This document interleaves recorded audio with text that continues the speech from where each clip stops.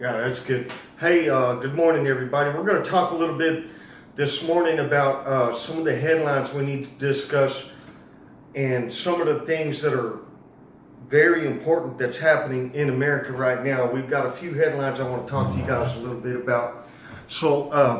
But before I do that, first I want to cover one thing with you guys.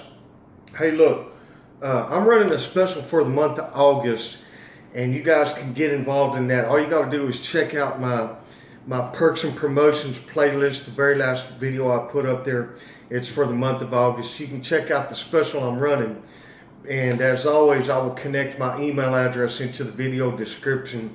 So if you want to suggest the video of the week or the video of the month. Okay, so here we go. Today, Monday, there was an army base attack over the weekend in Venezuela. And it's kind of important to be looking at stuff like that, because Venezuela is a very oil rich country. They got lots of natural resources, but socialism has collapsed the economy. They can't even feed their own people anymore, And so they had this election, and Nicolas Maduro obviously got elected again. And a lot of people think that the election was basically rigged, and the numbers, and so that he could be elected again, and that he was going to drop the Constitution and rewrite the whole deal and further gain more power, right? So they got this massive uprising going on in Venezuela, and it's been going on for a long, long time, And some people are saying that some people down there are getting ready to convert to cannibalism just to feed themselves. So it's really that bad. It really is. People have been caught at the border smuggling food. That's how bad it is. The smugglers are not smuggling drugs. They're not smuggling people in. They're smuggling food in. That's how bad it is. Yeah, Venezuela. But anyway, okay, so they had this attack on an army base, right? Let's talk about that. Now, Nicolas Maduro is saying that he thinks that these guys are terrorists, and rebels and separatists, and giving them all kinds of labels and names. And here's what I think. I think that the people that attacked the base are awake and realizing that the current situation is bad, and they know that their current leader could make it worse. They want to change in their country. They want things to get better. They want to be able to work. They want to be able to feed their families. They want to be able to do a lot of things. I've done a couple of reports on Venezuela, and if you do your own research or check out my reports, you'll know that Venezuela is in a bad, bad situation, right? So that's what Venezuela is going under. Now, this morning I was watching Fox News, and Jason Chaffetz, I guess that's how you say it. He's a former Republican congressman from Utah. He said earlier several months ago that he was not going to seek re-election because he just came to Congress to do a job, and he wanted to move on and take care of his family, and he didn't want to be a career politician. He wanted to set an example, set the bar high again, right? Basically. And so now he's doing some Fox News contributing. This morning, he was on Fox News and really laying it out there about the crime, corruption that is obvious within the Hillary Clinton camp and Hillary Clinton herself, and a lot of things that happened during the election year and a lot of things that happened before that. And he is basically questioning, why is the Justice Department not investigating her and continuing to follow the Democrat lead and obsessing over this supposed Russian collusion deal. And it's already been stated, even Judge Napolitano and Judge Judy, they both got on national television and said the simple act of collusion is not a crime. Just the act of collusion is not a crime. And in fact, there have been proven cases of the Hillary Clinton camp colluding with the Russians to gain information. Barack Obama was caught on a hot mic saying that after this was his last, to the Russian ambassador, this was my last election. I will have much more freedom after I'm removed from office, after I leave office. And so that was, you know, you can't really say that's collusion, but you see what I'm saying? The act of getting information from a foreign government, just gaining information, is not a crime. It's the things that go along with it that create the situation that make it a crime.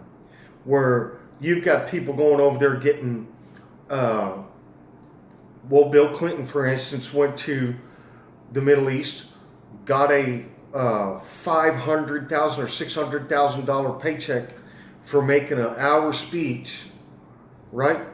And then comes back, they get a favor. That country gets a favor from Hillary Clinton as Secretary of State, and then hundreds and hundreds of millions of dollars from that particular country gets funneled into the Clinton camp, the Clinton Foundation. You understand how that works? It's a big circle. So there's a lot of corruption going on anyway. And now we're talking about the next headline I want to talk to you guys about is the election fraud, right? Actual voter fraud. And so there's been, I think, 5 or 6 states maybe that have refused to turn over voter data to this this group of people that President Trump put together. It's a group of people that are going to investigate the possible evidence of voter fraud, and in certain states and across the country, they're going to basically find out what the evidence is, because people say it happens, other people say it doesn't happen. Some people say you can prove it, some people say you can't. There's a lot of different stories on both sides. I tend to believe that voter fraud does exist, and so we're gonna discover a lot of stuff. But certain states are refusing to hand over voter data to this independent council that is investigating this. And I think that's going to include Maine, Kentucky, South Carolina, Minnesota, California, and I think there's one other one. It might be Arkansas, Arizona, or New Mexico, one or the other. But, you know, they're refusing to turn over data, right? Well, this morning on Headline News, they find out that New York, state of New York, liberal New York, is going to somewhat satisfy the requirement of this group of people investigating for voter fraud and hand over some of its voter data, right? So you can see a little bit of cooperation coming in this area. However, I want to mention something real quick. I read an article over the weekend about voter fraud data, and what I read was that an independent investigation, group investigated or did an audit of California and found that 11 counties in the state of California have more registered voters than actual citizens in the county. What does that mean? That means you may have people voting dead people or names that don't exist, or you may have people that are registered in one county and another county at the same time, or you may have people that are registered in a county that moved out, that never removed their registration from it, and they may not even be living in California anymore. There's a lot of different scenarios that could be involved with this, but it does show inconsistencies in voter data, right? Which means, there's a lot of things that need to be looked at when it comes to that. You know, it leaves the opportunity wide open to have a understanding of of how you see voter data and what you think it is, right? Because if it is actually people registered in 2 counties, or if it is actually illegal aliens from any country in the world voting, which is against the law, then that's what it is. It's voter fraud. And I'm sure, I'm positive, that if we can find those type of inconsistencies in California, we can find those type of inconsistencies in any state in the union, guaranteed. So the entire voting system, I really think, needs to be overhauled. They say that the actual voting machines and the process used to vote is basically impenetrable, and I don't know if that's true or not. I really don't know. But I think that the entire voting registration system across the entire country needs to be audited and overhauled. That's what I think that needs to happen. So that's enough of the voter situation. We're going to find out what happens with it. We're just going to have to keep watching and see what happens. So, I really think that these are important stories to continue to follow, continue to look at, and I hope you enjoyed this little report this morning. As always, if you want to be part of the special that I have going on for the month of August, check out the perks and promotions playlist. Find the video I did on the month of August. You'll see all the details of the special that I have, and link to my email address in the video description and below. It is johnnyjetrod1964@gmail.com. That's johnnyjetrod1964@gmail.com. You can connect to me there, suggest the video of the week, the video of the month. However, to be in this special, you got to fulfill the requirements, and they're all in the other videos, so you need to watch that. Now, if you also want to connect with me on Twitter, it's @JohnnyJetrod.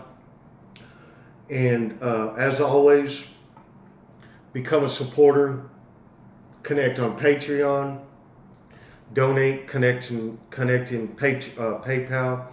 Give us a thumbs up if you like this video. That helps me understand whether you enjoy the content or you like the content. And it also gives viewers who have not seen the video a sense of whether people like it or not. So give me a thumbs up or a thumbs down, however you see it. And make a comment in the section below. I really enjoy to read your comments. I really do. And I will engage with your comments and respond to your comments mostly. Not all of them, but I will for the most part. So anyway, I just want to thank you guys for tuning in. Come back next time for another episode of Johnny Jetrod the Patriot video. So I hope you guys just have a great day, man. Thank you, America.